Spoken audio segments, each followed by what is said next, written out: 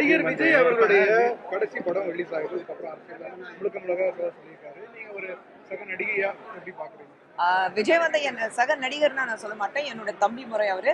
நான் தம்பி தான் சொல்லுவேன். அவரை நான் தீதி தான் கூப்பிடுவாரு. ஆரம்பிச்சிருக்காரு. ஒரு கடைசி படம் சொன்னதுல கொஞ்சம் வருத்தம் தான். ஏன்னா அவருடைய பெரிய ரசிகை நான். அவருடைய டான்ஸ் இருக்கட்டும், அவருடைய ஒரு ஆக்ஷன் படங்கள் இருக்கட்டும், எனக்கு ரொம்ப பிடிக்கும். ஸோ ஒரு தம்பி வந்து கடைசி படம் சொன்னோன்னே கொஞ்சம் ஷாக்கிங் தான் இருந்தது எனக்கு. ஒரு புது பயணத்தை அவர் ஆரம்பிச்சிருக்காரு. அதுக்கு அவருக்கு வாழ்த்துக்கள். யாரும் ஒருத்தர் கேள்வி பயணத்துல பல முன்னாள் அமைச்சர்கள் எல்லாம் இணைஞ்சிருக்காங்க. மூத்தவர்கள் எல்லாரும் அவர் தலைமை ஏற்று போயிட்டு இருக்காங்க. எப்படி பாக்குறீங்க? இந்த கருத்து கணிப்புல கூட முதல் வேட்பாளருக்கு 2ஆம் இடத்துல வந்திருக்காரு. வரட்டும். கருத்து கணிப்பு லாயலா மட்டும் தானே விட்டுருக்காங்க. வேற யாருமே இது வரைக்கும் விடலையா? இதே மாதிரி ஒரு கருத்து கணிப்பு பீகார்ல இருந்தது. பாஜக அவருக்கு வராது, நிதிஷ் ஐயா அவர்கள் திரும்பி வரமாட்டாரு.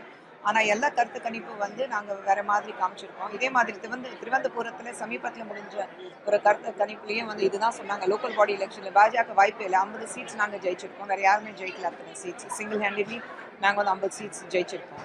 இப்போ அந்த கருத்து கணிப்பு எடுக்கிறவங்களுக்கு நான் சொல்றேன், வரும் தேர்தலில் அதிமுக பாஜக கூட்டணி ஜெயிக்க போகுது. கருத்து கணிப்பு வேற மாதிரி இருக்க போகுது. அதே மாதிரி ஆசாம் பீகார்லயும் பாஜக டெஃபினட்டா கவர்மெண்ட் ஃபார்ம் பண்ண போகுது.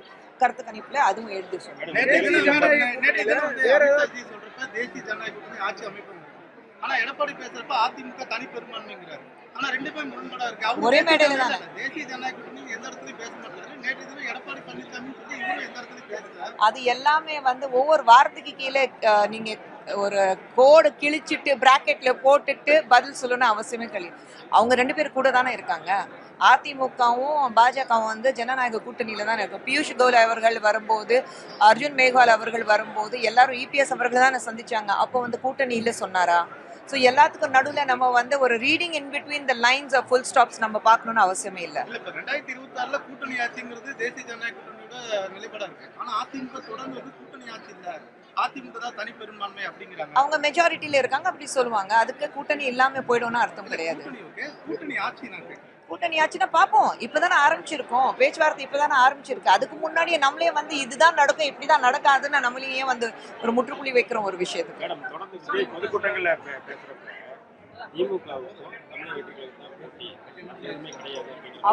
திமுக தான் எதிரி பாக்குறாங்க. மக்கள் மட்டும் திமுகவை எதிரி பார்க்கல.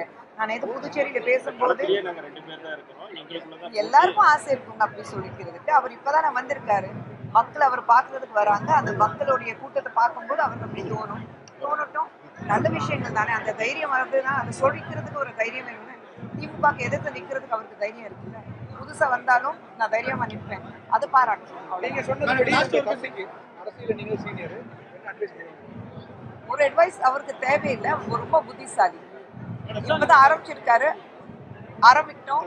நல்லபடியா அவர் வந்து என்ன ஆசைப்படுறாரோ அது எல்லாம் அவருக்கு என்னுடைய தம்பிங்கிறது முறையில வாழ்த்துக்கள். கட்சி ரீதியாக எதிராக இருக்கும்.